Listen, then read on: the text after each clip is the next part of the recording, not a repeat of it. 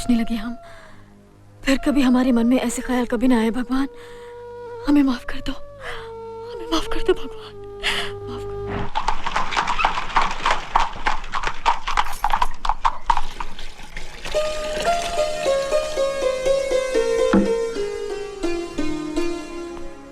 पायला को भाभी। पायला को दीदी, कैसी हो? जी ठीक हूँ। हम आप दोनों को यहाँ से लेने आए हैं। मीना का पहला बच्चा है। हम चाहते हैं कि गोद भराई की रस्म धूमधाम से करें। लेकिन भाभी, भैया को हमने जो फैसला कर लिया है उसे कोई रोक नहीं सकता। सुनिए।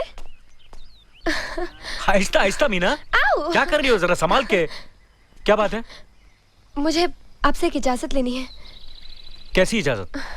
वो त्योहार में लटबाजी देखने जाना है, जाने दीजिए ना।